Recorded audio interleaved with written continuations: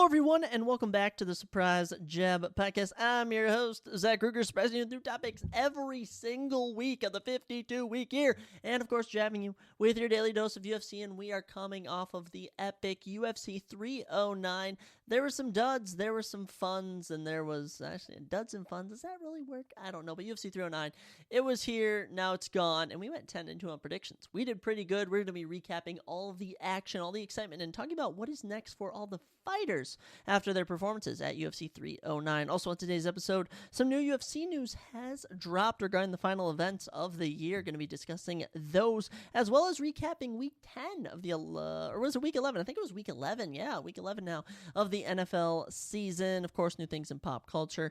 Got a lot of fun things on today's episode. As we all know, Jake Paul and Mike Tyson fought. We will not be talking about that, as that fight was absolutely boring. But let's get into the fun stuff, which is new UFC news, and I have some fun news. Okay, guys, I'm bringing you some fun news. If you have not heard, UFC 310 and UFC Tampa each have new main events. So, new main event for UFC 310, it is going to be Alexander Pantoja versus Kai Asakura. Kai Asakura, 21-4, coming over from one championship in Japan, or he might have been from Rizin, I don't know, but he is a world champion. And you have to think, this is his debut in the UFC. He's getting a title shot. That was the co-main event. It is now the main event. Your new co-main event. 5 rounds, not for an interim title. The number 3 ranked welterweight in the world, Shavkat Rakhmonov, 18-0, 18 finishes, takes on the number 7th ranked, 15-0, Ian Machado. Gary, someone's has got to go. That's right, Ian Gary back in action, takes on Shavkat. I'm not gonna lie, I am very upset Shavkat is not fighting for a belt, okay? But Shavkat versus Ian Gary is way more exciting than Bilal Muhammad versus Shavkat. And the storyline here is insane. Everyone hates Ian Gary. They call him a cuck. They say his wife is like, was he a gold digger or something? You know, they trash him all the time.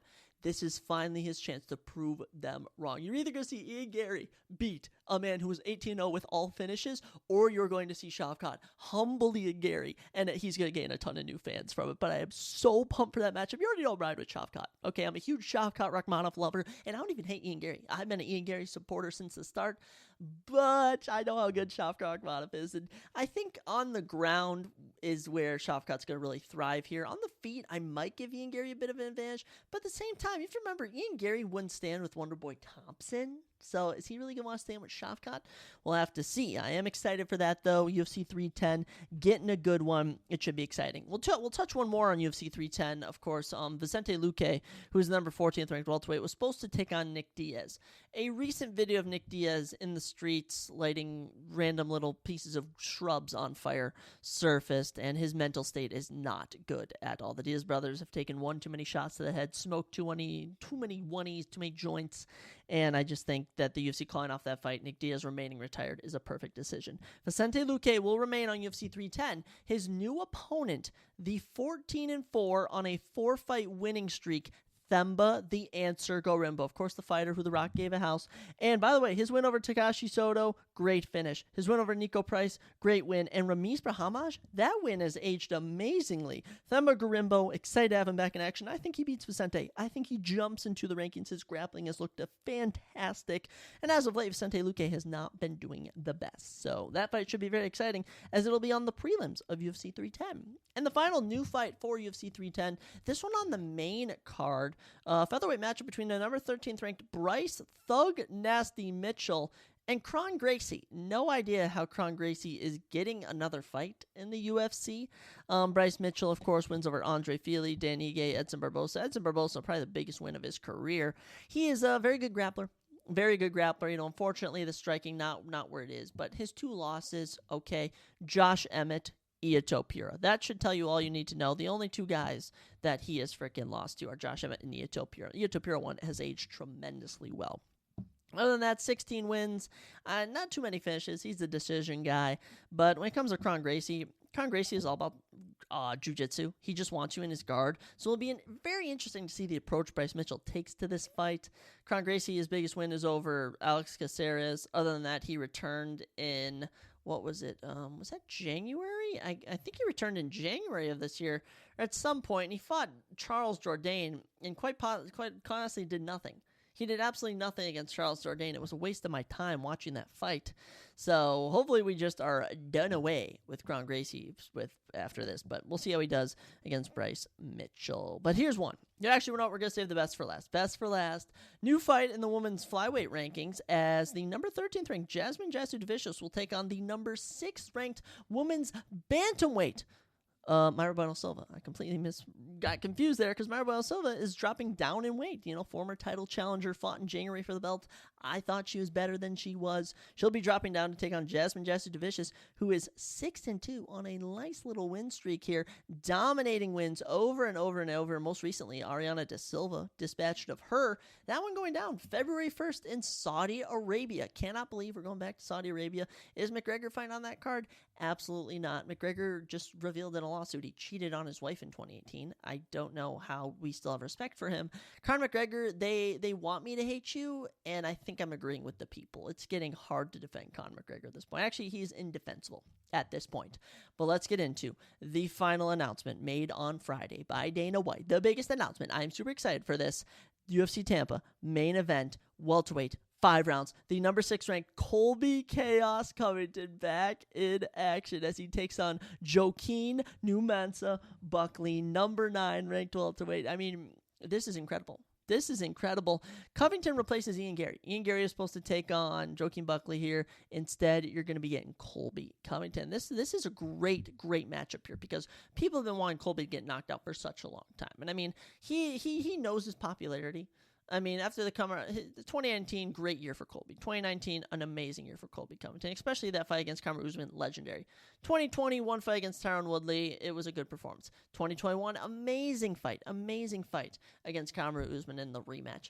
Then waits all the way till 2022, gets another fight in against Jorge Masvidal, silencing all the haters and that, winning the feud, and then doesn't fight till December of 2023. Loses the first 4 rounds to Leon Edwards and then destroys him in the 5th. Literally 10-9s him in the 5th.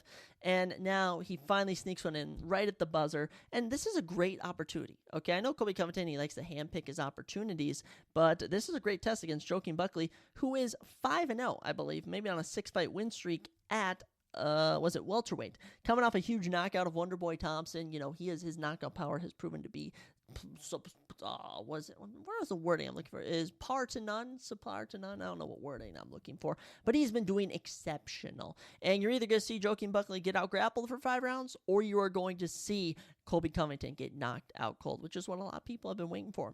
I'm a Colby Covington fan. You already know I'm going to be picking him. I mean, out of his 4 career losses, one's to Leon Edwards, 2 to Kamaru Usman. I mean, come on. Actually, the other one, was that to Thiago Alves? It wasn't too bad of an opponent. Joaquin Buckley, last time he lost, I don't even recall. I don't even recall the last time that Joaquin Buckley lost. He's been on such a great run, hasn't lost at welterweight, and we'll see how he does. But I am going to ride with Colby Covington. But, Dana White blessing us with some amazing new UFC news, and I'm absolutely here for it. I love you, Uncle Dana. You're doing an amazing job, and I'm going to work for you one day. I'm going to say that I'm going to own the UFC one day. Why not have ambitious goals? Speaking of news, speaking of exciting, here are your top 10 new things in pop culture, courtesy of Discussing Film. First off, Mark Hamill says he will no longer post on Twitter. He said, "I've fled Leon's site for bluer skies." Interesting. Okay, so Mark Hamill no longer on Twitter, no longer on X. Mark Hamill, known Democrat, known Kamala supporter. He's probably a bit sour. That he didn't win. Mark Hamill, how about you stick to playing Luke Skywalker? Because other than that, you haven't done too much. So you stay in your lane, and we'll just leave it at that. Number 2, Jesse Eisenberg, when asked if he would reprise his role for a Social Network sequel, said, "I'll do any job that anybody offers us. If there's a car commercial for a Pinto, I'll show up on set. Will I be in that movie? Yeah, I'll be in anything. If you're making a home movie for a kid, I'll be in the home movie." Jesse Eisenberg, one of his best roles, probably in The Social Network, the story of how Facebook was created, which, fun fact, I actually never have seen it. I've heard it's an amazing movie. But, he's a pretty good actor. He's in a lot of things. He can play the comedy role. He can play the serious role. he's doing pretty good. And by the way, on the same note, I could count this as 3, but I'll keep it as 2.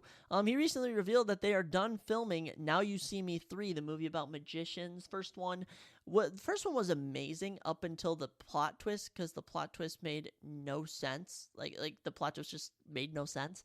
And then the second one I don't remember too well. I actually do got to rewatch those movies. Those were pretty good. Number 3, Bob Odenkirk in Nobody 2. It will be in theaters on August 15th, 2025. I am here for it. I am so here for it. Nobody was one of my favorite films. It is literally this normal looking guy, and he's just like this insane killer, insane assassin from the government. Super good, super entertaining, and for only like an hour and a half movie, it keeps you really entertained. The pacing is exceptional. I'm excited for Nobody 2. Number 4, James Gunn says Lanterns will release around the same time as Supergirl in June 2026. It will star Kyle Chandler and Aaron Pierre as Hal Jordan and Jon Stewart. I'm actually somewhat intrigued in that. Kyle Chandler, I always love seeing him in projects. Aaron Pierre, not too familiar with his work, but I mean, Jon Stewart, a great role. Hal Jordan is, I don't know which one is the Green Lantern, but I'm honestly, I might check it out. Okay, I give it the benefit of the doubt, but we'll have to see. Number 5, James Gunn says all of Peacemaker Season 1 is canon to the DCU except the Justice League appearance. We will kind of deal with that in the next season. So they're probably going to say like he hallucinated or something. But I love Peacemaker. I'm excited for Peacemaker 2. And I'm a big John Cena guy. Okay, that final run, the WWE is going to be electric. You already know I'm here for it. Here we are. The #Game Awards nominees for Best Adaptation are Fallout, Knuckles is from Sonic, Arcane Season 2, Like a Dragon, Yakuza, and Tomb Raider, The Legend of Lara Croft. All I know is Fallout, so that'll be my vote for the Game Awards. On the same note, the 2024 nominee for Game of the Year are Balatro, no idea what that is, Astrobot. I actually do know about Astrobot, which is just this free thing you get with a PS5, and it's very in-depth, like crazily in-depth, and it's just free. Black Myth Wukong, I was seeing some clips of that on TikTok, looked like a good game. Metaphor Fantasio, what in the world even is that? Final Fantasy VII Rebirth, they're still making Final Fantasies. And Elden Ring, Shadow of the Erd Tree. Elden Ring is a massive game, that's what I know for sure, but I'm going to just say Black Myth Wukong, because I saw some cool clips on TikTok. That's all I know about that. Number 6, first look at Monarch Legacy of Monsters Season 2. Filming has now begun. What? They're making a Season 2 of Monarch Legacy of Monsters? I love the universe. I love the Godzilla, the Kong universe. That's one of my favorite universes out there. I didn't know we were making a Season 2. Oh, that makes me really happy. I'm actually pretty excited about that. Number 7, Beyonce will be the NFL halftime performer for Ravens versus Texans, airing on Christmas Day on Netflix. Beyonce, you satanic ritual, you are evil, you are demonic. I do not like Beyonce. Beyonce is not on the Zachary Brooker favorite list, I'm going to be honest about that.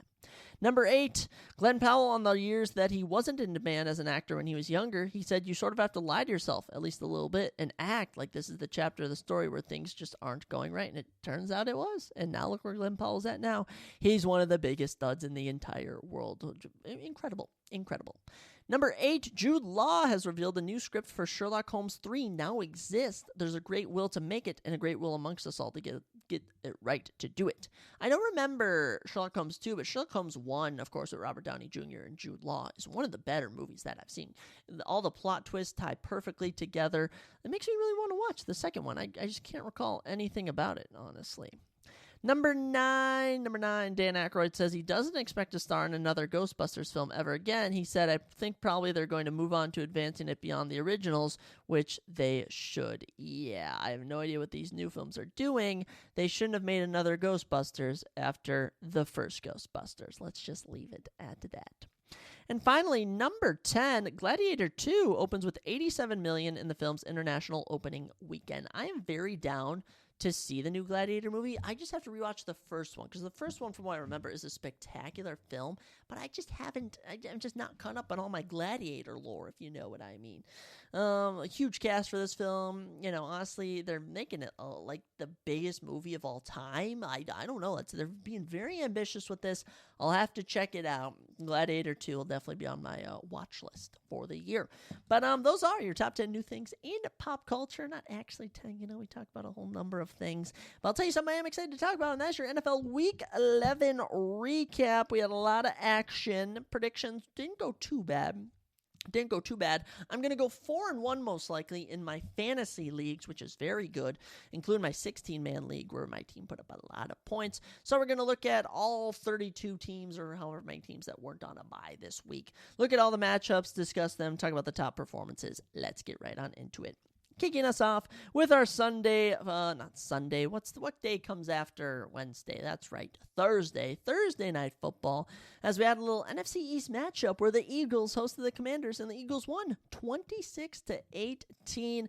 Eagles now are 8-2, the top team in the NFC East, 6-game win streak now. Commanders 7-4 are second in the NFC East on a 2-game skid. In that matchup, Zach Ertz had 18 fantasy points, Austin Eckler 17, Brian Robinson Jr. 14 for the Commanders. For the Eagles, Saquon Barkley a massive 33.8 fantasy points, Jalen Hurts 18.74, and A.J. Brown 11.5. This game was super close, okay? Heading into the fourth quarter, it was 10-6, okay? It was 10-6, and then the Eagles just rattled off 3 straight touchdowns between the 12-minute mark and the 4-minute, 38-second mark. That was just wraps. There was a garbage time touchdown by Zach Ertz with 28 seconds left. But other than that, there's nothing to be done. Eagles lead the pack in the NFC East. Jaden Daniels in this matchup, 191 yards, touchdown, and a pick. He had 18 yards rushing. This Eagles defense, they're stout, they're tough, and they held everyone in check. Brian Robinson Jr., 63 yards and a touchdown on the ground. For receiving, Austin Eckler, 8 catches, 89 yards, a lot of dump-off throws. Zach Ertz, 6 catches, 47 yards, a touchdown. He did exceptional, and Terry McLaurin, the star wide receiver, held to only 1 catch. Incredible defense by the Eagles. Jalen Hurts, 221 yards passing. He also had 39 yards rushing for a touchdown. Saquon, 26 rushes, 146 yards, and 2 touchdowns. He was doing incredible, including 2 catches, 52 yards. A.J. Brown, 5 catches, 65 yards. Dallas Goedert, 5 catches, 61. Devontae Smith, 4 catches, 29. Team effort from the Eagles as they get this one done. Eagles are in firm command of the NFC East. I know the Cowboys and Giants aren't going to be catching up to them. And as of right now, they are poised to be, I think, the number 2 seed, depending on how the Vikings will end up being the 5th at this rate.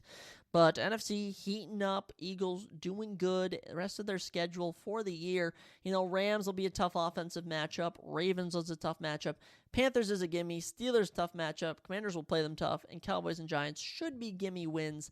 We'll see how the Eagles can hang on the rest of the way. The Commanders, similar schedule. I think they'll string it together. Jaden Daniels is and still probably will be your rookie of the year. After that, we got into our Sunday football. We kick things off with the Ravens and the Steelers. And son of a gun, the Steelers own Lamar Jackson. Steelers win 18-16, hold Lamar Jackson to only 14.88 fantasy points. Hold Derrick Henry to 10.5, and Zay Flowers, thankfully, 11.9. He is on my 16-man fantasy team. Love him. For the Steelers, all 18 points scored by Chris Boswell. All 18, 24 fantasy points for Chris Boswell, best kicker in the league. George Pickens, 16.9, Najee Harris, 16.3. Literally, your only touchdown of the game came from Zay Flowers with a minute left. And then they brutally failed the 2-point conversion. It was abysmal. Lamar, 207 yards, touchdown and a pick. Henry, 65 yards and a touchdown. Isaiah Likely, 4 catches, 75 yards. Zay Flowers only had 2 catches for 39 yards. One of them was for a touchdown. That's about all you had. Russell Wilson, 205 yards and a pick. I mean, this was a defensive battle through and through. Najee Harris, 63 yards. Jalen Warren, 41. Justin Fields, 2 rushes, 17 yards. They brought him in twice to run the ball. George Pickens, 8 catches, 89 yards, was the only one getting it done through the air for the Steelers. This was a Chris Boswell masterpiece. And hey, look at the Steelers now. I mean, 8-2. Looking exceptional. 5-game win streak, incredible. Ravens 7-4. It's looking like they're going to be competing for that 5th seed in the playoffs. I mean, Steelers are just mounting a incredible run here. They take on the Browns, take on the Bengals, take on the Browns again, Eagles, Ravens, Chiefs, Bengals. It's all tough matchups for the Steelers. But this is a gritty team. Just a gritty team, and their defense has only given up 162 points on the year. That is the best point differential in the AFC. I do think there's one better in the NFC. The Chargers gave up. I forgot the Chargers gave up a lot of points. So yes, the best defense in the league is the Pittsburgh Steelers when it comes to limiting points. So good job to them. Ravens, I mean, we know this Ravens team is good. Okay, they're going to lose close games like this to better teams, but other than that, they're going to beat all their opponents. By the way, of their 4 losses, 3 on the road, so they thrive at home. Keeping us moving, quick one here. Lions blow out the Jaguars, 52-6. Are you kidding me? Mac Jones is definitely not starting again. I'm sure even if Trevor Lawrence is not healthy, they're just not going to start him here. Only good person for the Jaguars was Brian Thomas Jr. 13.6 fantasy points. Should have been 17, but they called back a big 40-yard catch. He was incredible. Brian Thomas Jr., I'm so sorry your rookie year has to be with this awful, awful Jaguars team. What is it? Lions had some big hitters. Amon-Ra, 38.7. Jared Goff, 34.58, and David Montgomery, 24.5. Insane. This was just an outrageous performance. And I mean, the game starts out 7-3 in the first quarter. Then 3 more touchdowns in the second quarter, 2 more in the third, a touchdown and a field goal in the fourth. This was an obliteration from the Lions, a statement mark for this team. Jaguars, 2-9, are the worst team in the league, 0-6 on the road, 4-game losing streak. I mean, I don't know if they're going to win another game. I'm going to be honest. They play the Texans next week. We'll see how the Texans look against the Cowboys, but little hope there. If they have Trevor Lawrence, I give them a chance against the Titans, Jets, Raiders, Titans, and Colts. But if not, I mean, those are not good matchups in the first place, and those are winnable games. I doubt they'll even win those. It's just abysmal. And with this win, the Lions are the number 1 team in the league. 8-game win streak, 5-0 on the road, 9-1. Incredible. 336 points scored, 177 given up. They have almost a plus 200 point differential. Insane. Mac Jones, 138 yards and a pick. Awful. Travis Etienne, 27 rushing yards. Awful. Brian Thomas Jr., 5 catches, 82 yards. Love him. Love you, Brian. Holy cow. Here's your Detroit stats. Jared Goff, 24 for 29, 412 yards, 4 touchdowns. Are you kidding me? David Montgomery, 75 rushing yards, 2 touchdowns. Jahmyr Gibbs, 69 rushing yards, 1 touchdown. Receiving, Amon-Ra, 11 catches, 161 yards, 2 touchdowns. Jameson Williams, 4 catches, 124 yards, 1 touchdown. Jahmyr Gibbs had 1 catch, 54 yards. Insane. This Lions team is scary. All right, they are intimidating, but there's one team they're not going to beat, and that's the Minnesota Vikings. We are much better than them. I know we can beat them. I know we can win the NFC. I know it can be done, but the Lions will be formidable foes. Keeping us moving, Rams beat the Patriots in a 28-22, very close game, bit surprising. Good win for the Rams. They are now second in the NFC West with a 5-5 record. Much needed, I can't lie. Patriots 3-8, one of the worst teams in the league. They have only put up 182 points. They are still not in the 200-point club. Yikes. They're also 1-4 at home. Not good. Cooper Kupp, 28.6 fantasy points. He was balling. Matt Stafford, 27.8, and Puka Nacua, 25.3. And I have Puka and Cooper in a 8-man league on my same team. Incredible. Kendrick Bourne, 18 fantasy points. Drake May, 17.98. And Ramondre, 12.9. Matt Stafford, 295 yards and 4 touchdowns. Was looking phenomenal. Kyron Williams, 86 yards on the ground. Pretty quiet day. Puka Nacua, 7 catches, 123 yards, 1 touchdown. Cooper Kupp, 6 catches, 106 yards, 2 touchdowns, including Cooper Kupp with an insane 69-yard touchdown pass. Absolutely burned the team. From the 50, no one was even by him. Okay, he absolutely burned everyone. As for the Patriots, Drake May, 282 yards, 2 touchdowns, and a pick. 30 for 40, so he's throwing it. Ramondre, 20 rushes, only 73 yards. Not good. Kendrick Bourne, 5 catches, 70 yards, and a touchdown. Hunter Henry, 6 catches, 63 yards. Demario Douglas, 5 catches, 59 yards. Pats will be the Pats, but I just think for now, it's just not their year. It's not their year. Hey, you don't got Mac Jones. I think Drake May has a lot more potential than Mac Jones, let me tell you that. But this Rams team, we'll see how they can hang on the rest of the way. They're a mediocre team. But the playoffs, they're right there for them. As we look at, of course, you're going to have, you would assume Falcons, Lions, at this point, Cardinals, and Eagles all winning the division. So if you're the Rams, you're competing with Seahawks, 49ers, Commanders, Vikings. Maybe the Saints or Bucks if they can rally late for that 5, 6, 7 spot. I like their chances to potentially win it out, but we'll have to see.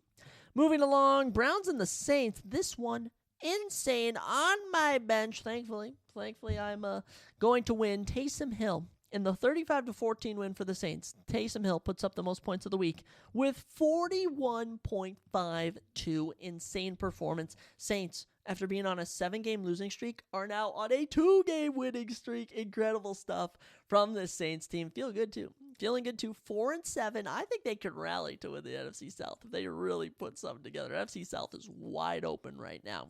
Browns, 2-8, second worst team in the league. Only 162 points put up. They are the worst offensive team in the whole league.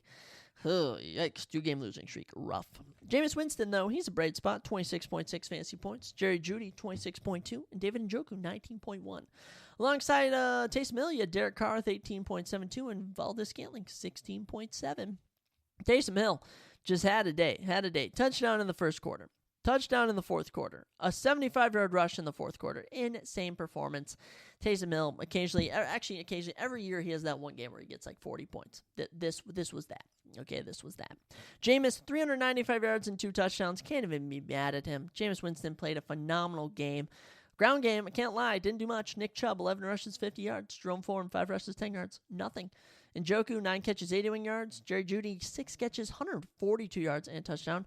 Elijah Moore, 6 catches, 66 yards and a touchdown. I don't like that number, but Browns, it's tough when the offense puts up all these stats and you look and they only put up 2 touchdowns. Insane performance, though, from the Saints. Carr, 248 yards, 2 touchdowns. Taysom Hill, 1 for 2 on passing, 18 yards. Also threw a pick, which is hilarious. Rushed 7 times, 138 yards for 3 touchdowns. Are you kidding me? Are you absolutely kidding me? Also caught 8 catches for 50 yards. I mean, hey, one player cooked your entire team, Cleveland. How's that feel? Alvin Kamara takes the backseat here with only 67 yards. Valdez-Scantling, 2 catches, 87 yards and a touchdown. I don't know what to make of this. Saints might rally. I kind of like them now. Browns, I like Jameis Winston. That's all I'm going to say about that. Colts and Jets, I can't believe the Jets lost again. I'm actually taken aback the Jets lost again. It's getting insane. Jets, 3-8, 2-game losing streak. They're bad. They are not a good team. The Jets just overall are not a good team. Colts, second in the AFC South, 5-6. They're a game behind the Texans. How is that even possible? How are you a game behind the Texans? I just can't believe that. Truly, I cannot believe that. But Colts, 28-27. Anthony Richardson, 28.08 fantasy points. A great return game for him. Josh Downs, 19.4. Matt Gay, 14 points. Kicker, getting a lot of points. Breece Hall, 31.1 fantasy points. And they don't win. I feel truly bad for him. I truly, truly do. Anthony, 272 yards and a touchdown. Also rushed for 32 yards and 2 touchdowns. Richardson punching in all the tickets. Jonathan Taylor, 24 rushes, only 57 yards. Josh Downs, 5 catches, 84 yards and a touchdown. Alec Pierce, 3 catches, 74 yards. Looking pretty good.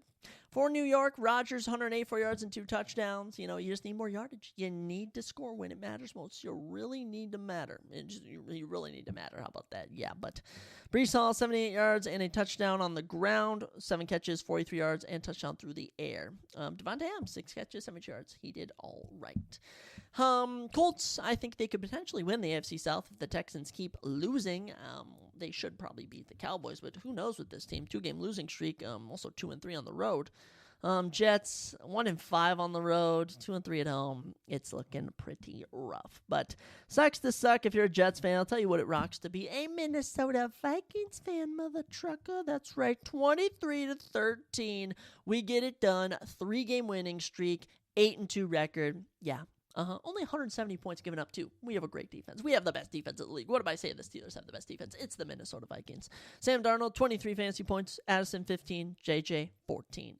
Westbrook-Ikini, 19.7 out of nowhere for this Titans team. What the heck? Will Levis had 15. Nothing much. Yeah, we're a team effort. It's a team effort with the Vikings. It's not a one-man show, okay? We all put in the work here, okay? Sam Darnold, 246 yards, 2 touchdowns. Didn't throw a pick this game. I'll give that. He fumbled, but he did throw a pick. How about that? Aaron Jones, 39 yards on the ground. Cam Akers, 25 yards. But it was Sam Darnold who rushed in a touchdown as well. Justin Jefferson, 6 catches, 81 yards. Addison, 3 catches, 61 yards and a touchdown. Cam Akers caught a touchdown. Hawkinson, only 2 catches, but that doesn't really matter. Will Levis, 295 yards, 1 touchdown, 1 pick. he's just not that good. I'm going to be honest. He's not that good. We hold the rushing game. We only allowed, I didn't realize this, 33 rushing yards the whole game. Incredible. Westbrook-Ikini, 2 catches, 117 yards and a touchdown. We gave up where is it at? We gave up a 98-yard pass, okay, in the third quarter. That was the only doozy of the game for the Vikings, if I'm being honest. But hey, it happens. It happens, it's just how it goes. But I'm really happy with the Vikings status right now. We're only a game behind Detroit. Okay, and looking at the remainder of our Vikings schedule, we play the Bears next week. After watching the Bears and Packers, I'm confident the Vikings can beat them. Cardinals, December 1st. We'll see the state of the Cardinals. If they're coming into that one on a 5-game winning streak, I might be a bit worried. But if they come off a loss, I would feel much better. Falcons, December 8th. After watching the Falcons be dismantled by a Broncos defense that I think we are way better than, I feel confident about that. Bears game again, with the Bears, Packers, and Lions. It's just always, I feel, a 50-50 split. That's usually how it goes. So, you could always chalk up all those, win a piece. So, we'll have to see. Seahawks, December 22nd. Will probably be a tough matchup. But I don't know. I'm really confident the Vikings can end well. I don't really want to win-loss, because, I'd have thought we'd have beaten the Rams personally, and we'd lose to a team like the Colts, Jaguars, or Titans. But, hey, we've swept the NFC South, and we continue to move on to brighter, better days. Titans, there's nothing good I can say about you. There is nothing. 2-8. The only reason the Titans aren't the worst team in the league is because the Jaguars exist. Same division, too. AFC South. Rough. Getting into our 3:30 games, or actually, was this 3:30? No, this was still 12:30. Not 12:30. 12 o'clock games. Raiders lose 34-19 to the Dolphins. Unfortunate. But hey, I'll tell you who had an excellent game. Brock Bowers, 31.3 fantasy points for the rookie. This is the best rookie tight end. Is he better than Sam Laporta? I don't know. He might be better than Sam Laporta. I think so. He was looking phenomenal. And this was tight end day, because guess who the top scorer for the Dolphins was? Jonnu Smith, 28.1 fantasy points. Tua Tagovailoa, 23.52. Devin Achane, 20.5. A great day for tight ends in the sport.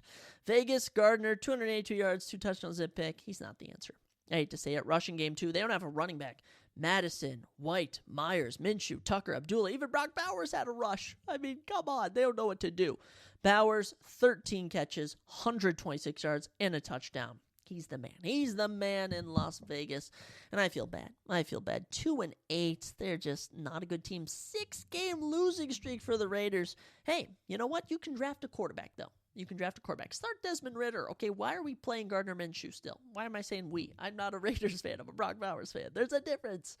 Dolphins, though, great win. 2-game win streak now. They're second in the AFC East, trying to hunt into that 5th, 6th, and 7th spot. Tua Tagovailoa, 288 yards, 3 touchdowns, and didn't get a concussion. That's always a positive. Devin Achane, 73 yards, 1 touchdown. Also had 4 catches, 32 yards. Tyreek Hill, 7 catches, 61 yards, and a touchdown. But it's Jonnu Smith, 6 catches, 101 yards, 101 yards, and 2 touchdowns. Great stuff from the Dolphins. That's Zeke's team. We, of course, had Ezekiel Clark on for our UFC 306 preview show, and he's a big Dolphins fan, so good for him. Dolphins picking up some wins. And then after that, this was the final noon game. Packers win 20-19 over the Bears as they block a game-winning field goal. It really is hilarious. The Packers do own the Bears. And I hate both teams. Come on, Bears. What are you doing? Oh my gosh. Josh Jacobs, 23 fantasy points. Jordan Love, 20. Christian Watson, 19. DeAndre Swift and Caleb Williams both get 16. DJ Moore, 13.7. Bears are now 4-6, 4-game losing streak, yet to win on the road. 4-2 at home. It's still not that best. Not the best. It hasn't helped anywhere they go. Packers 7-3, 4-1 on the road. Good stuff from the Packers. I was hoping that the entire NFC would make the playoffs. NFC North, I should better say. But it's still looking like it's just going to be Lions, Vikings, Packers. Great game from the Packers. Jordan Love, 261 yards, touchdown and a pick is decent. Josh Jacobs, 76 yards and a touchdown. Jordan Love, 18 rushing yards and a touchdown. Christian Watson, 4 catches, 150 yards. Romeo Doubs, only 1 catch for 17 yards. I have to start him next week, I think, so I'm a little worried fantasy-wise, but good thing I didn't have to this week. For the Bears, Caleb, 231 yards. It's not bad. It's just not going to get done. DeAndre Swift and Rashawn Johnson, both rushing touchdowns. DJ Moore, Roma Dunze, Keenan Allen, Cole Kmet. Everyone was catching passes. Bears, I don't know what to do with you, Bears. I truly don't. It's hit or miss. Hit or miss. I guess you never miss what you're going to get with the Bears. But as long as the Vikings beat them, that's all I care about. And hey, we got some matchups coming up. I think we do play the Bears next week. I mentioned that November 24th. So we really got to lock in. Because oh my gosh, if I lose the painted fingers, Caleb Williams, I'll never hear the end of him. I never will, because my entire family is Bears fans. So I don't need that. Do not need that. Getting into our 3:30 games. First one, Broncos. I was mentioning them. 38-6, destroy the Falcons. Not even beat, destroy the Falcons. I mean, holy cow. Ray McLeod, 10 points. Bijan, 10. Those are the highest scores for the Falcons. Bo Nix, 28.78. Jordan Williams, 18.7. Little Jordan Humphrey, 15.2. I mean, it started off, touchdown in the first. 2 touchdowns in the second. Touchdown in the third. Touchdown on the field goal in the fourth. They just never stopped coming. Kirk Cousins, 173 yards and an interception, gets benched for Michael Penix Jr. in the fourth. That's embarrassing.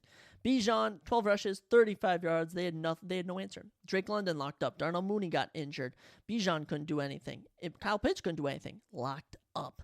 I mean, Bo Nix, making a case here. Jaden Daniels, if their team continues to lose and the Broncos continue to win, Bo Nix could win Rookie of the Year. 307 yards, 4 touchdowns. Are you kidding me? Javonte, 59 yards and a touchdown, including a massive one in the second quarter? He had a 14-yard rush, and they were just plowing him into the end zone. It was looking feisty. I was rocking with it. Cortland Sutton, 7 catches, 78 yards, not too bad. Other than that, it was a team effort. Really good defensive game from the Broncos. I gotta give them that. But defensive-wise, they were looking phenomenal. We'll start with the Falcons real quick. 6-5, minus 30-point differential, and they're now only holding a 2-game lead over the Buccaneers. And by the way, Saints, they're 3 games ahead. Their teams are catching up. I mean, the Panthers are on a 2-game winning streak. Falcons really got to figure out what's going on. Panthers got to figure out what's going on, and they got to fix it. Or else, not the Panthers, the Falcons. What am I saying? Falcons got to figure what's going on, because if not, they're going to dip down, and they're going to get passed up. Broncos, how about this? I can't even believe this. 6-5, they're third in the AFC West. The AFC West is, pretty good this year. Pretty good. Coming off a win here, I feel pretty good about them. Pretty good stuff, honestly. Good for them. They get a thumbs up. Chargers and Chiefs are just going to be too tough to play, but this Broncos team, I like the state of where they're in. Seahawks and 49ers was another 3:30 matchup. Seahawks win 20-17. And how about that? Jackson Smith and Jigba, 21.8 fantasy points. Love to see it. Geno, 15.74. DK, 14. Jackson Smith and Jigba showing out as the number 1 wide receiver in the Seahawks locker room. I mean, it was projected during the offseason, and it's coming true. For the 49ers, Juwan Jennings, 25.1. Best game since that 40-point performance. Brock Purdy, 18. Christian, 14.6. This one, it was competitive down to get-go, but Geno Smith punches it in with 12 seconds left. 49ers just had no time to work. Geno Smith, 221 yards and a pick, but rushed 29 yards for a touchdown. Kenneth Walker, 54 yards and a touchdown rushing. Smith and Jigba, 10 catches, 110 yards, and even rushed 1 time for 8 yards. How about that? For the 49ers, Brock Purdy, 159 yards, touchdown and pick. He was struggling without George Kittle. Really was no George Kittle, no Brandon Ayuk. Debo, 4 catches, 22 yards. He was held in check. McCaffrey, 79 yards on the ground. Juwan Jennings, 10 catches, 91 yards and touchdown. Best part of the day for the 49ers. 49ers are now the bottom of the NFC West, but mind you, they're 5-5. Seahawks, they're 5-5. Rams 5-5. Cardinals 6-4. The NFC West is anyone's ball game. As I look at the remaining schedule, Seahawks, they'll play the Cardinals next week, then the Jets, then the Cardinals again, then the Packers, then the Vikings, then the Bears, then the Rams. Those are a lot of 50-50 games they probably should win, but you never really know. As for the 49ers, I don't even know what to predict anymore, because this was a team where everyone's like, they have all the tools to make it back, but you lose Ayuk. McCaffrey started the season out slow. You're going to play the Packers next week, and honestly, I feel like they always lose to the Packers. The Bills in December will be tough. Bears will offer a bit of a tough matchup there. Rams, tough competitive divisional matchup. Dolphins, they should probably win. Lions, I don't give them a shot. it'll be interesting. I'll be interested to see how the season winds out, but who knows? Will they make it back? I don't know. Final 3:30 game. It was game of the week, Bills and Chiefs, and you can't stop him. He was undeniable.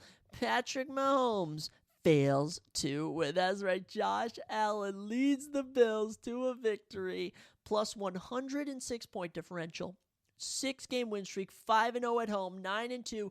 They're the best team in the AFC, baby. Oh my goodness. 30-21, including a game-winning 26-yard touchdown rush by Josh Allen to seal up the game with 2 minutes left. I was going to say 20 seconds. No, but incredible performance from the Bills. They truly showed up when it mattered. Noah Gray, 18 fantasy points. Xavier Worthy, 16. The best performers for the Chiefs. Josh Allen gets just under 24 fantasy points. James Cook just under 20. And Curtis Samuel just under 17. Kansas City, Patrick Mahomes, 196 yards, 3 touchdowns, throws 2 picks. The Bills had his number. Kareem Hunt held the 60 yards rushing. Travis Kelce, only 2 catches, 8 yards. They held him in check. Xavier Worthy, the only stud of the day. Josh Allen, 262 yards, touchdown and a pick. It was pretty much done on the ground. Rushing touchdown from Allen, 2 rushing touchdowns from Cook.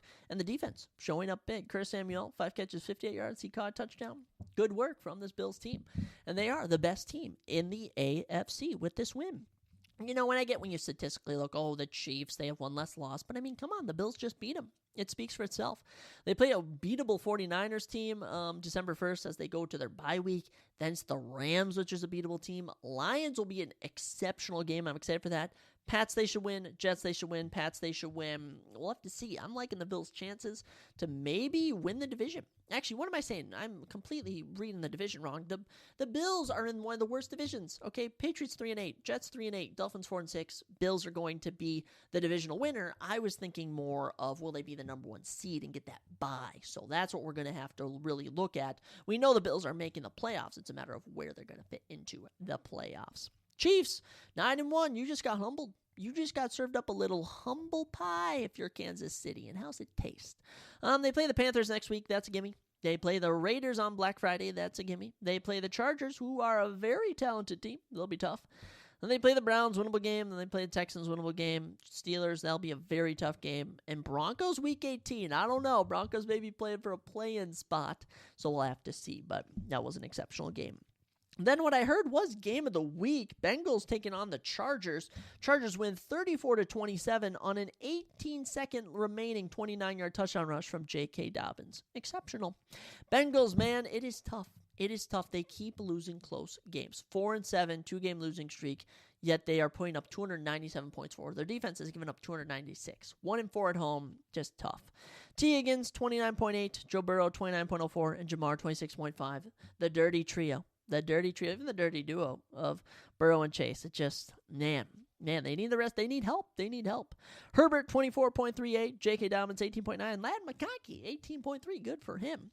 Joe Burrow throws for 356 yards and 3 touchdowns. 28 for 50 on completions, though, really speaks to the Chargers defense.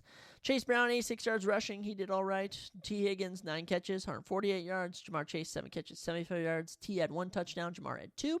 Good performance from them, but sadly, it is, is looking like going to be a missed season for the Bengals. It happens. Chargers, 297 yards, 2 touchdowns. J.K. Dobbins, 56 yards and 2 touchdowns.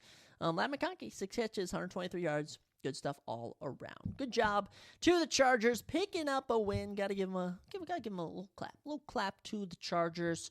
7-3, second in the AFC West. Happy with what they've been doing. 4-game winning streak. Good for them.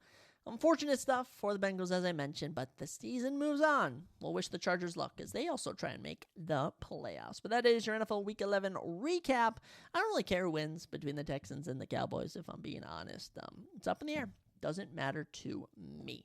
But now we get into my favorite part of the episode. I mean, you know me. I love UFC. So let's drop our UFC 309 recap right now.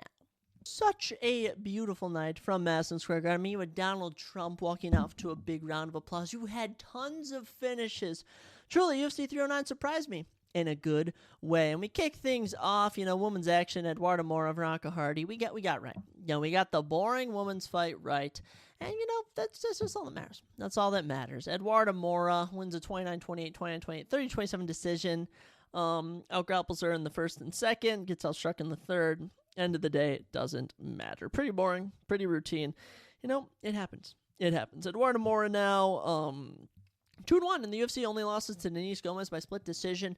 She clearly has good grappling. All right, 3 wins in the UFC, a total of 13 takedowns. Not too bad. Only 11 takedowns. Zachary, do your math correctly. Veronica Hardy, tough loss here. Snaps a 3-fight winning streak. It happens. It happens. But hey, plus 125. We cashed an underdog. I told you it would happen, and it did. Eduarda improves to 11-1. Veronica falls to 9-5-1. I don't really think the rankings are on Eduardo Mora's radar, if I'm being honest. But hey, there's always someone who's about to fall out of the rankings that will get a shot or something. I mean, Casey O'Neill, Ariana De Silva. Actually, Ariana De Silva could be an opponent for Eduardo Mora. How about that? As for Veronica Hardy, gosh, I don't know if she's going to stay in the UFC. We'll have to see. She's just, when you're facing a grappler and you don't have the best anti-grappling and you somewhat win the end of round 3, I mean, it just happens. So this was one of the only boring decisions of the night. There was there's actually 2 others, one of which was the other women's fight on this card, which I swear I'm not a women's hater. Let me just tell you, there are great women's fights throughout the year. I'm sure we could find some, just not on this card. Not on this card. After that, Oban Elliott takes on Basile Hafez, and I'm going to be honest, Oban Elliott, you earned my respect. He did not have my respect coming in, but guess what? You've earned my respect, Oban Elliott. He extends his win streak to 8 straight wins, and he gets his 3rd career knockout with a nasty round 3 knockout of Basile Hafez. I loved it. I loved it, man. Even though I didn't predict it correctly, I was still rocking with it. Oban improves to 12-2. Nasty knockout of Basile Hafez. And Basile, this was the first time he's ever been finished. In his career, he moves to 1-2, and maybe that Jack Della Maddalena fight was a bit of a fluke. I can't lie. 65 significant strikes to 24. I mean, round 1 had his number, round 2 had his number, round 3 absolutely clutched it up. I'm just surprised Basile didn't lean on his grappling, didn't even shoot a takedown this entire fight. I don't know if he was injured or something, but hey, $50K performance bonus comes your way, Basile. Excellent win. Welterweight division, I mean, Themba Gorimbo kind of took out the Vicente Luque pick I might have had, but I mean, Neil Magny could be a great opponent for Oban Elliott. There's a lot of unranked welterweights. Okay, there's a lot of unranked welterweights out there. I mean, you could even go with a little Gilbert Urbina if you want to keep building them up with some knockouts. Tim Means, another great option. There's a plethora of fighters for Oban Elliott. But see, Basile Hafez, I don't know, man. I don't know if he's UFC legit. You should throw on an Apex card against someone irrelevant, and we'll see if he can hang around. We'll see. I'll tell you who's not going to be in the UFC anymore, and that is Mickey Gall, as Ramiz Brahamash, who was 10-5 heading into this. 10-5 heading in, all submissions. All 10 of his wins coming by submission, knocks out Mickey Gall in front of his hometown crowd in New York City, baby, and gets a $50K performance bonus. A nasty knockout. He dropped him. He was down on the ground. He landed a couple follow-up shots, but he didn't need to. 2-minute, 55-second knockout for Ramiz Brahamash. He's been going win-loss since he joined the UFC. 3-3 now officially. None bigger than this one here. Great win for Ramiz, and we called it too. We freaking called it. I always love when I predict these fights correctly. Awesome stuff for Ramiz Brahamash. I mean, truly, they were just going at it, striking. I'm like, these are 2 grapplers. What are they doing? And Mickey Gall is actually looking kind of better in some of the exchanges, but then Ramiz landed a big straight, knocked Gall down, and that was that. Mickey Gall, 7-7, 4-fight losing streak, 1-5 in his last 6. He has gone an outstanding, might I add, 6-7 in the UFC. I didn't even know that was possible. Yes, he's going to be cut promptly from the UFC. He is just not up to caliber. And was he really ever up to caliber? I don't know. That Sage Northcutt win was good, but even that, didn't age too well. Tough stuff for Mickey Gall, but I mean, Ramiz Brahamash, will stick around in the welterweight division. I mean, honestly, you could do Basile versus Ramiz. I like that. Another 2 grapplers who apparently are strikers now. Ramiz definitely better, but good stuff. Good stuff, Ramiz. That's all I gotta say to you. You did what you needed to, came in, got a knockout, and now you're on everyone's radar. After that, heavyweight action as the number 9 ranked Marcin Tybura took on Renata Diaz, and I knew it. I knew Diaz was not ready for the heavyweight rankings. I know when a heavyweight is ready for the rankings, and I know when one isn't. And let me tell you, Renata was not ready for the rankings. Not even close. Gets doctor stoppage after round 2. And I mean, round 1. let me just tell you, Hanada comes out swinging. I thought he knocked out Marcin Tybura. All right, and it didn't even count as a knockdown. It turns out it was more of like a slip push down that landed on him. But Marcin Tybura is able to reverse it and get 4 minutes of control time in round number 1. So Hanada drops Marcin, but it wasn't really a drop. Looked like a drop live. Gets on top of him, and then gets reversed in just terrible fashion. I mean, Marcin was done for if you're an expert finisher, but Hanada was not. He then, he ends the round, lands some big shots in, kind of just holds nothing as good as round 2. You get to round 2, I mean, Marcin's kind of like, why should I stand with this guy? Attempts 2 takedowns, lands the second one, 3 minutes, 17 seconds control time, 87 total strikes to 10, 32 significant strikes to 8. He was landing some horrifically good ground and pound, some elbows, some straight punches, and, the round ends. His corner, Renato Dinez's corner, has to help him up. He's wobbling to the corner, gushing blood. The doctor was like, this is not going to continue. And Renato Dinez, he was pissed, but he was going to get finished in round 3. 8-1, your only loss is Marcin Tybura. That's not too bad. As for Marcin, talk about a crazy 2024. Starts the year off, main event finish of Tai Tuivasa. August comes around, main event loss against Sergey Spivak, and now fending off an undefeated challenger. Good stuff for Marcin Tybura, and I knew this coming in. And I've shared this, that he's only legit lost to the best of the best. Timothy Johnson, Fabricio Verdum, Derek Lewis, title challengers right there. Shamil Durkimov was 1 fight away from a title shot before he fought Curtis Blades. Augusto Sakai in Augusto Sakai's prime. Alexander Volkov, name speaks for itself. Tom Aspinall, your interim champ, and Sergey Spivak, who is a top fighter. So Marcin Tybura has only lost to the best of the best, and gets a good win here. Good win for Marcin Tybura. They're never pretty. With Marcin Tybura. Win or lose, they're always ugly. But he gets it done. And I cannot believe, coming into this one, he was an underdog. How does that even work? Honestly, how does that work? And this just lets me know that Derek Lewis would have knocked Hanada out silly. Marcin was ranked number 9. Stipe retired. He was ranked number 8. So Marcin Tybura should move up to the number 8 spot in the UFC rankings. Hanada Dinez, I mean, there's a plethora of unranked heavyweights. How about Muhammad Usman? Muhammad Usman versus Hanada Dinez. Boom. Fight booked right there. Marcin, I don't really know. Jairzinho Rozenstruik, I think him and Marcin would put on a good fight. If you want to feed Halton Almeida or Sergey Pavlovich a freebie, you could do that fight. Same with Curtis Blades.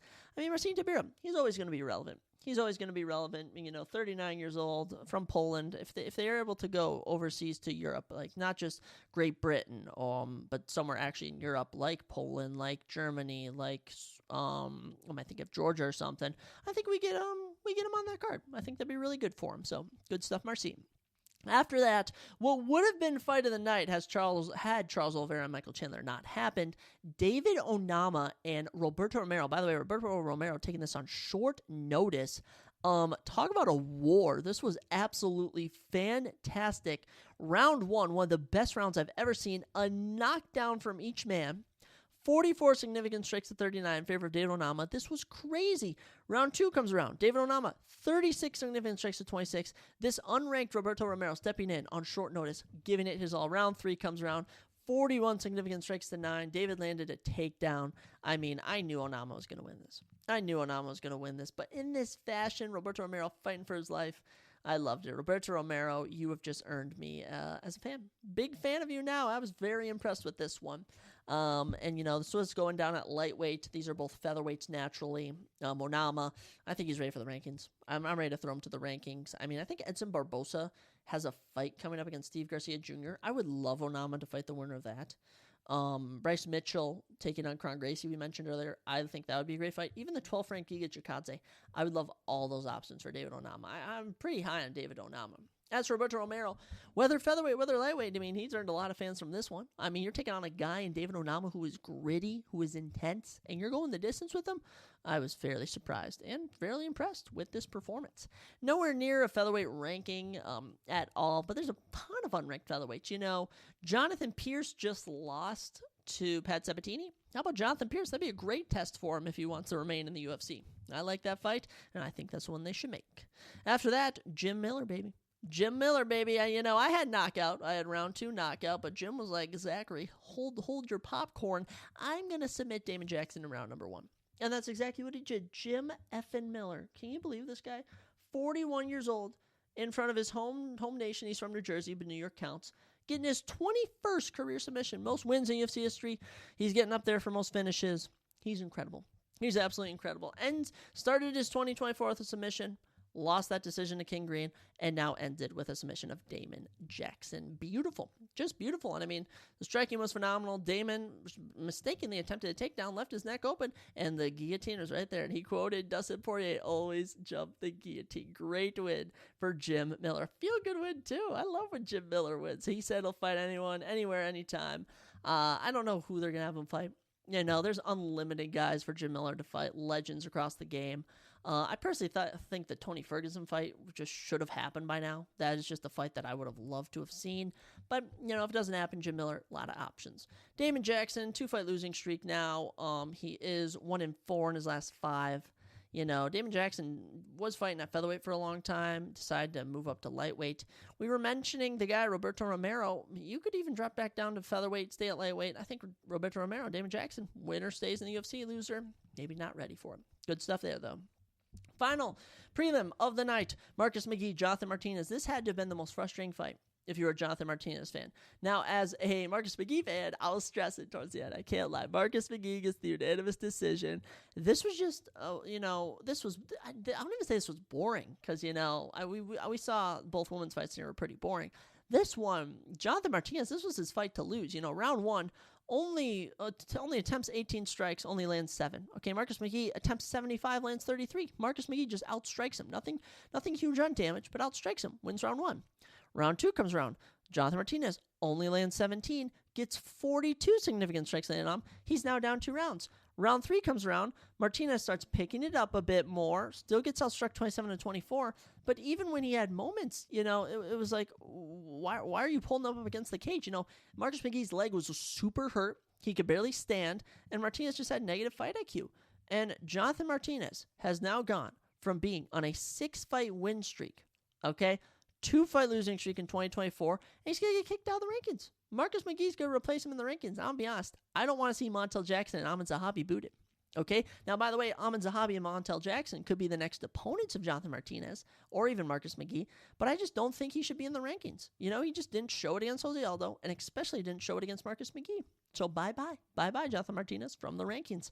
As for his opponent, Marcus McGee, the first fight in his career, he goes the distance. But by the way, 10-1 record now for Marcus McGee, make it a 6-fight winning streak. 4-0 in the UFC. I mean, you don't get much better than that. Good stuff from Marcus. You're going to be ranked 13th, 14th, or 15th, somewhere in the rankings. And I saw people saying Mario Batista. I've seen some people throw out Kyler Phillips, Amin Zahabi, Montel Jackson. It's going to be a ranked opponent. So good stuff to Marcus McGee. Very happy for you. But that bottom 15 at heavyweight, you know, I keep saying the names Montel Jackson, Amin Zahabi. We'll throw Kyler Phillips in there. Any of those opponents for either of these guys. But Jonathan Martinez, I say we throw him down the barrel a bit and keep Marcus McGee in the top 15. With that, we got into our main card, and it was kicked off with a bang as Mauricio Ruffy of the Fighting Nerds took on James Goku Lawntop. And all I got to say, people are going to be like, holy cow, he didn't finish James Lawntop, but what you really should be saying is, holy cow, James Lawntop is a tough SOB. Round 1, Mauricio, 21-19, landing some big shots on James. James eating them all. James eating them all left and right, refusing to go down. Round 2, Ruffy dropped him bad. Ruffy dropped him so bad, falls him to the ground, is punching on him. James survives. I couldn't even believe it. We were going crazy. And then round 3, James outstrikes him 45-22. You know, you're going to see that 90-67 for significant strikes. Okay, that gap occurred in round 3. That massive gap. And 0 for 6, the takedown defense from Ruffy was immaculate. They teach great takedown defense at the Fighting Nerds camp. Good stuff. Good stuff for Ruffy. Did exactly what he needed to. I think this was just more a showing of how tough James Lawntop is. And personally, I think we keep him. I think we keep James in the UFC. I mean, 3-fight losing streak. He's 0-3 in the UFC, but I mean, he really showed off here that he is a tough SOB. Okay, Ruffy 11-1. All right, we knew how good he was. 6-fight winning streak, 2-0 in the UFC. This was impressive. First fight of his career. He didn't get a finish, so humbling experience, but you need a bit of humble pie here and there. So I think this was good for him. This was catchweight, but this was unofficially lightweight. I don't know. I don't think a ranked opponent is in Ruffy's future, but there's a lot of options. I mean, Jim Miller could be one. Goodness me, you could do whatever you want with him. Drew Dober. Ooh, I really like a Drew Dober matchup. That one would be fun. Good stuff for Ruffy and Lon Top. I hope they keep you in the UFC because you really showed your heart in this one. After that, I wish this wasn't the last boring fight of the night, but I mean, the number 9 ranked Viviane Araújo, number 11th ranked Karine Silva. I mean, Karine Silva loses this fight in just awful fashion. Wins round 1, 22-17, outstrikes Viviane. Then Viviane, outstrikes her barely, 14-11. So Karine lands a takedown, then gets reversed. Viviane ends up on top, wins the round. We head to round 3, final round. Viviane, 3 of 3 on takedowns, wins the fight. And I mean, significantly wise, Karine was better on the feet, 58-48. She did gas at the halfway through round 2, which really hurt her. Also went 1 of 7 on takedowns. She was just shooting relentlessly. But I mean, really tough loss. Snaps a 9-fight winning streak. Her first loss in the UFC as well. Viviane Araújo, gonna do what Viviane Araújo does. Goes the distance and will beat your favorite fighter. But truly how it goes. Viviane will remain ranked number 9. Karine will be ranked number 11. Karine, she'll fight down Cortez, winner of Jasmine, Jassu Devicious, and Mariano Silva. People like that. As for Viviane, she could have a fight with Jessica Andrade. I don't really know. I mean, this was a doozy. This was like, you're watching this and you're going, why? How do we watch Ruffy and Lon Top? How do we watch Onama Romero, Ramiz Brahimaj, Oban Elliott getting their knockouts, and then this is on the main card? It was just like, it sucked. All the energy that Ruffy had was sucked out of the arena from this fight. And then we had a middleweight matchup. Bo Nickel for the first Bo Nickel test of his career against Paul Craig, and he passes. He passes in the most unexpected fashion. He didn't attempt a single takedown.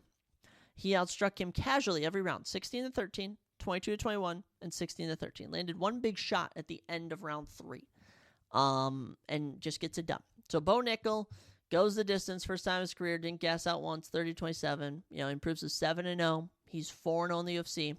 But it was just it was like a sparring match. It was a sparring match. It was very technical. It wasn't rushed. And as weird as it was to say, this didn't even suck the energy out of the arena. This was just unexpected. We were expecting a fast-paced energy off the bat. And Madison Square Garden was booing him relentlessly. And, Joe's talking to me. He's like, how do you feel about this? And he's like, I don't mind it. I think this is a good win. I took on a tough guy. I proved I can go the distance. He mentioned guys like Conor McGregor, John Jones, Charles Oliveira. They went the distance early in their career against tough-looking guys. And it's honestly a great point. So, Bo Nickel, verge of the rankings. You could even call him the number 16th ranked middleweight. I honestly feel they're going to test him. Maybe a Jack Hermanson test. Maybe a Joe Pyfer test. Michelle Pereira, Anthony Hernandez. They're going to give him someone. But I think this was a good thing to show that Bo Nickel can strike for 3 rounds and that he can go 3 rounds.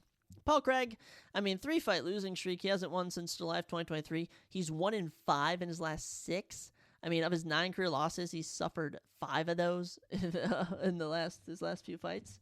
I don't know what to expect. They might keep him. They might let him go. I think middleweight, there's a lot more for him to do at middleweight. There's up-and-comers. There's up-and-comers at middleweight for him to fight. So I think they keep Paul Craig around. The co-main event, the best fight of the evening, the best fight. It won fight of the night. It was a fight of the year. Probably not, but it is up there. Charles Oliveira, Michael Chandler. We knew it was going to be action. Did we think it was going to be 5 straight rounds of action? I did for one, but the number 2 ranked Charles Oliveira beats the number 7th ranked Michael Chandler in a fight of the night. And I honestly, let me start with Chandler here. Okay, Chandler, 1-4 in his last 5, 2-4 in the UFC. They've all been fight of the nights. They've all been great performances. It kind of sucks. It kind of sucks that he's in this position, where he just can't win. But he's so action-packed. He brings it every time. He's a performer. And I honestly think, he could go on a Tony Ferguson run where he never wins, but he's entertaining in every single fight. So we'll say that. As for Charles, big bounce-back win here. He's gone win-loss since that big win streak was snapped by Islam Makhachev. And now he's going to get a title shot. Now, as for the fight, this was crazy. This was so unexpected, as we just did not expect it to go all 5 rounds. And for Charles Oliveira to go 5 of 12 on takedowns, 15 minutes of control time, unexpected. Round 1, Chandler bringing the thunder, outstrikes him totally 35-18, but Charles 1 of 2 on takedowns, 3.5 minutes of control time, 11-8 significantly, got it done. Round 2 comes around. Pretty similar. Charles just lands a takedown, which we learned afterwards that he actually had a torn ligament and his foot was hurt. So Charles gets a bit of, a pass, if you will. Round 3 comes around, 27-13, 1 of 3 on takedowns, another big one. Round 4, Charles, another takedown. But it's like, even though he's like just grappling him, it like wasn't boring. It's weird to look at the Kareem Silva and Vivian Araujo fight where grappling's taking place, or I'll even say Bilal Muhammad, Leon Edwards, but this fight was just nonstop action. And then round 5 comes around, and we all kind of go, okay, he needs to finish. Chandler hasn't won a single round. He got 10-8 in on a judge's scorecard, and he comes out swinging, and he clips Oliveira twice, and Oliveira's like grabbing his eye, and he's taking him down, and he's punching him, and eventually Charles has to try and shoot a takedown, and then Chandler ends up on the bottom, and then Oliveira ends up on his back. But end of the fight, Chandler stands back up with him on his back, slams him back down. The crowd was going ballistic. He does it again, picks him up with him on his back, slams him down. Charles is waving his tongue out in the air. It was absolutely hilarious. And then Chandler like jokingly tapped to end the fight. I'm watching that live. I'm kind of like, what's going on there? Like, did he tap? But I don't know. Great win for Oliveira. 88 significant strikes to 84, favor of Oliveira. 117 total strikes for Oliveira, 150 for Chandler. Chandler did get 2 minutes control time, but round 5, 40 significant strikes to 12. It's just the same. Charles was able to rally. And there was this insane ending to round 5 where he was just bashing the back of his head. It was like, why aren't you calling this? These are clearly back of the head shots. I had no idea what was going on. He also had some fence grabs in there. Chandler, kind of a rough return, but fight of the night return. Can't be mad at that. So Charles Oliveira will take on the winner of Arman Tsarukyan and Islam Makhachev. There's a odd reality where he maybe takes on Max Holloway, but I mean, Michael Chandler called out Conor McGregor again.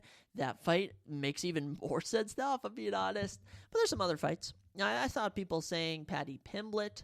I saw people saying the winner of Dan Hooker and Renato Moicano. I think there's fun fights for Chandler, okay? And I think we should give Chandler a winnable fight. Okay, let him knock out someone like Paddy Pimblett. Let him knock out frickin' Dan Hooker again. Let him knock out Renato Moicano. Let's give Chandler a win, okay? But excellent performance, a great co-main event, and everything I expected. I mean, I expected a quick finish. I mean, I was heavily surprised with a good 5-round decision. Main event, Jon Jones, Stipe. I mean, we absolutely predicted it. You know, and I can't believe we nailed it. Round 3 knockout from Jones. I didn't think it'd be on the feet. I was thinking more it was going to be a takedown with some ground and pound, but Jon Jones gets it done. Round 1, 10-8. 42 significant strikes to 6. Shot 1 takedown, landed, and just landed some heavy ground and pound. Stipe survives, makes it to round 2. Stays on the feet the whole round. Jones outstrikes him 20-16. Stipe landed a couple good shots, and then round 3, Stipe just looked tired. He was like, this isn't going to go any farther. And then Jon Jones lands a perfect spinning back kick to the gut, and Stipe went right down. Couple follow-up punches, and that was that. Jon Jones remains your champion. No shocker here. No shocker. If anything, people were clowning on Jones for going to round 3 with Stipe. This version of Stipe was even worse than the last 2 versions we had seen. Stipe retires. You know, he'll be removed from the rankings. It's a shame he didn't get a send-off of any regard. You know, he didn't want to put his gloves down, but you know, ending your career, okay, your losses are to Francis Ngannou and Jon Jones. Those aren't too bad, okay. And this guy's been in title fights since 2016. Great career for Stipe Miocic. Jon Jones, man, you know, the win streak, you know, is officially, I think on paper, a 6-fight win streak. Of course, he is 28-1 with 1 no contest. He's unofficially 30-0. You know, honestly, Jon Jones is 30-0. I think we all can acknowledge that. And since his return, 2 performance bonuses, 2 finishes, it's insane. So great win for Jon. When we look at the UFC pound-for-pound rankings, you know, he's at number 3. You got Pereira at 2, Makhachev at 1. I'm seeing rumors that he's moving up to 2, which wouldn't surprise me. But I think with the state of where we're at with Islam Makhachev, I just don't think that you can have him pass Makhachev, but you could have him pass Pereira. If I'm being honest, you know, I don't really care. Pereira, Makhachev, Jones, I'll even throw you to Pereira, Bilal Muhammad, Dricus du Plessis. I mean, Rob, these guys are all on win streaks. They're getting finishes. And Tom Aspinall at 8, you know, got to give them their dues. But when we talk about what's next, Stipe's retiring. Jon Jones, what's he going to do? He's either going to retire or fight Tom Aspinall. He's been given the ultimatum. If he wants to fight Alex Pereira, Dana White made the great case. Look at what Jon Jones did to Stipe, take him down. He'll just take down Alex Pereira and maul him. He won't stand with Pereira. That'll never happen. So, Jon Jones, Aspinall, the only way we see Jon Jones says he doesn't want to retire. He says he wants to keep fighting. He wants to test himself. And I think it's going to get to a point where, when you have so many people saying that this is the last guy, this could be your retirement fight. This is honestly the last guy that Jon Jones has to beat. I'm going to be honest. There's no one else. No one's going to say, oh, what if he would have beaten someone at light heavyweight? No.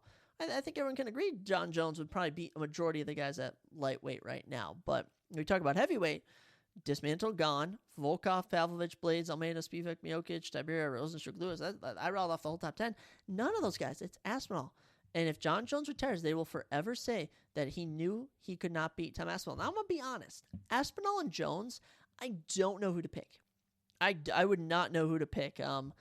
I really wouldn't, because I thought Gane would go out there and do well against Jones, and he had no takedown defense. Now, Aspinall is just too fast of a starter. All around one knockouts over the last few years. Like, that's, the Tibera, the Blades, the Pavlovich. He's just doing it all in round one. It's really hard to say how would he do against Jon Jones when he gets past 1 minute. Or maybe he even does go out right out there and knock out Jon Jones. But 2 fights, we haven't seen Jones faced a lot. Stipe was pushing the pace a couple of times, nothing ever enough to damage. But Jon Jones gets it done. I wasn't surprised. I was fairly happy. Good win for Jon Jones. His 11th career knockout, 18th career finish. Good stuff for him. But that'll do it, folks. That'll do it. We'll send UFC 309 to the records. I mean, when I look at the whole card, pretty good. 2 duds on the main card, but 3 of the 5 fights on the main card are good. I mean, especially main and co-main ending good. That's how you end a perfect card. Ladies and gentlemen, that'll do it for today's episode. A lot going on in the life of Zachary. A lot of stressful things, but whenever I'm on the podcast, whenever I'm talking about UFC, it's always a bit of calm, always a bit of relax. And guess what? We'll be doing another episode this week where we drop our UFC Macau predictions. That's right, we're going to China. Petr Yan, Devson Figueiredo, an actually amazing main event taking place. So stay tuned for that. And we have special guests coming up towards the end of the month. I'm excited. And guess what? I'll catch you all next time on the Surprise Jab Podcast.